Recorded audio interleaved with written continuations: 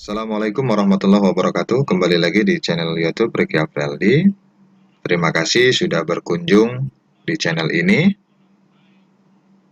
Kali ini kita akan coba berbagi informasi, sharing informasi bagaimana cara merakit atau membuat sebuah adaptor dengan menggunakan trafositi, menggunakan dua dioda silikon, menggunakan kapasitor elektrolit, dan menggunakan dioda Zener. Mungkin teman-teman, rekan-rekan, atau siswa-siswi sekalian masih ada yang belum memahami. Kali ini kita akan coba memberikan informasi, ya, apa saja sih komponen-komponen yang ada di sebuah adaptor yang kita rakit kali ini. Nah, yang pertama kita menggunakan sebuah transformator atau trapo. Ya, di sini bukan dua trapo sebenarnya. Ini sebenarnya satu trapo, tapi ini tampilan yang primer, ya, lilitan primernya atau lilitan inputnya. Ya, yang ini adalah sisi sekundernya atau outputnya. Ini sebetulnya satu trapo bukan dua trapo, tapi tampilannya untuk mempermudah menjelaskannya. Nah, sebelum kita hubungkan, kita rakit, saya akan coba jelaskan apa sih sebenarnya trapo ini gitu ya. Trapo ini fungsinya adalah sebagai penurun tegangan, ya, step down. Karena tegangan PLN itu adalah 220 volt. Ya, tegangan PLN 220 volt. Sementara kita membutuhkan tegangan misalnya 12 volt, 18 volt, 25 volt, atau 32 volt. Nah, ini akan kita turunkan tegangannya dari 220 volt. Nah, trapo ini berfungsi sebagai penurun tegangan atau step down. Dia masih dalam kategori tegangan AC, ya. Tegangan AC adalah tegangan alternating current, arus bolak-balik. Nah, ini yang harus lebih hati-hati dalam bekerja karena ini berkaitan dengan tegangan tinggi. Ya, harus lebih hati-hati dalam pemasangannya nanti. Nah, ada dua kabel yang terhubung, ya, atau disebut juga dengan steker, dihubungkan ke arus PLN, ya. Yang satu dihubungkan ke 0, yang satu dihubungkan ke 220 volt. Jadi ada dua kabel yang dihubungkan ke sumber PLN. Nah, yang 110 dan 240 jangan kita gunakan. Atau sebaiknya tidak digunakan karena PLN standarnya adalah 220 volt. Ya, tapi seandainya ini rusak, 220 volt ini rusak, boleh enggak Pak pakai 240? Ya masih bisa. Yang penting jangan yang 110. Karena kalau 110 volt, yang ini tegangannya akan berubah jauh. Ya, ini tidak 18 volt lagi, 12 volt lagi. Nah, kalau yang 240, ya mungkin masih ada toleransi sedikit. Ya, ada penurunan tegangan. Maka yang sebaiknya dipasang adalah 0 dan 220 volt. Karena tegangan PLN adalah 220 volt. Nah, itu nih lilitannya, ya. Ada lilitan primer. Nah, lilitan ini tidak terhubung sebenarnya dengan lilitan sekunder. Tidak terhubung sama sekali. Hanya mengandalkan induksi elektromagnetik. Maka trapo ini disebut sebagai motor listrik. Ada yang bergerak, tetapi sebenarnya kalau dilihat oleh mata tidak ada yang bergerak. Ya, tetapi ada terjadi induksi elektromagnetik. Nah, kemudian kita lihat, ya, input PLN tadi sudah dihubungkan, kita tinggal menghubungkan sisi yang sekundernya. Yang sisi primer sudah kita hubungkan, sekarang kita pikirkan sisi sekunder atau lilitan sekundernya. Kita akan pilih, kita mau pilih yang 12 volt, 18 volt, atau 25 volt, atau 32 volt. Nah, kita contohkan dulu yang 12 volt yang kita gunakan, ya. Maka 12 volt ini akan menjadi positif nanti, ya. Yang CT ini akan menjadi negatif nantinya jalurnya. Tetapi ini masih trapo ini menghasilkan arus AC, alternating current, masih AC, masih arus bolak-balik. Nah, akan kita hubungkan ke sebuah dioda, ya, akan kita hubungkan ke sebuah dioda yang fungsi dioda ini adalah sebagai penyearah, perata arus gitu. Jadi yang dilewatkan hanya positifnya saja. Nah, ini dari sebuah dioda silikon ini yang dilewatkan adalah positifnya saja.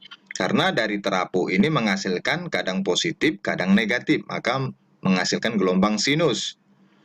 Kadang positif, kadang negatif. Maka dengan dioda ini yang dilewatkan adalah positifnya saja. Yang negatifnya ditolak. Nah, dioda ini kita gunakan ya sesuai dengan simbolnya, jangan sampai terbalik. Garis putih ini adalah negatif ya. Yang garis putih ini, yang ini adalah positif. A itu anoda, K itu adalah katoda. Lihat aja simbolnya ini seperti huruf K, ini adalah katoda, sementara ini seperti huruf A adalah anoda. Nah, ini dua dioda nanti dipasang, ya, dihubungkan ke sebuah trafo tadi. 12 polnya kita hubungkan, ya. Nah, berikutnya setelah kita hubungkan dua dioda ini, ya, dari sebuah trafo, maka ujung dioda yang satu dengan ujung yang satu lagi kita hubungkan, kita satukan, ya, kita paralelkan. Nah, hasil gabungan tadi akan kita hubungkan ke sebuah kapasitor. Nah, apa fungsi dari sebuah kapasitor ini? Nah, kapasitor ini sebetulnya bisa untuk menyetabilkan juga, ya, agar gelombang itu, gelombang positif tadi bertahan di atas. Dia bisa menahan, ya, menahan tegangan, dia bisa menyimpan tegangan. Kapasitor ini fungsinya bisa menyimpan tegangan atau muatan listrik, ya, sesaat. Nah, dia bisa menahan, jadi lebih stabil.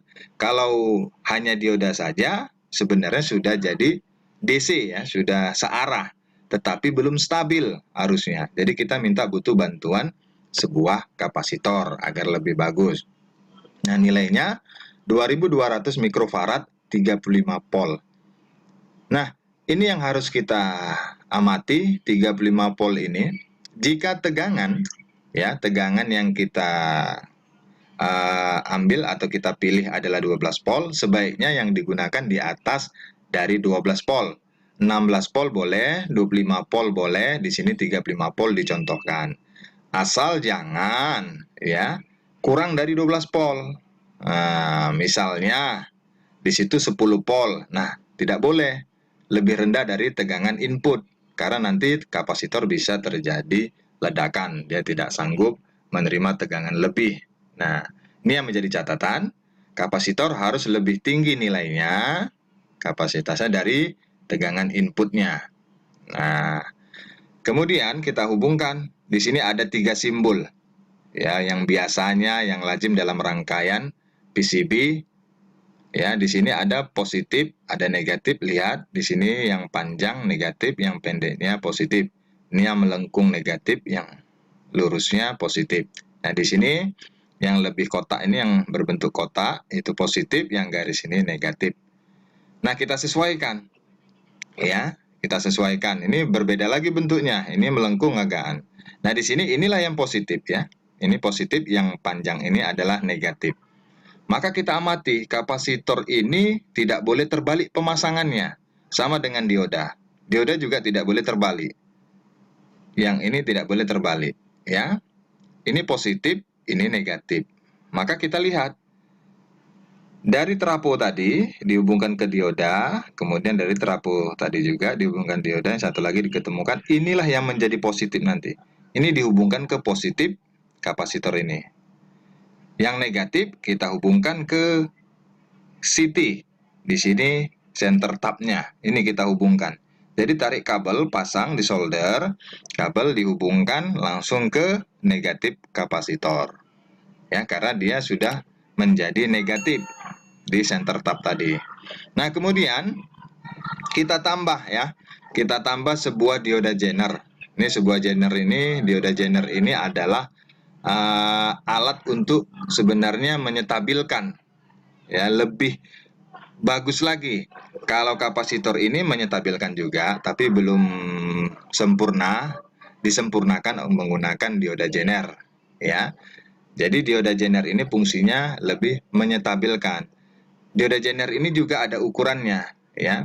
Ada yang 7 volt distabilkan, ada yang 12 volt, ada yang 3 volt.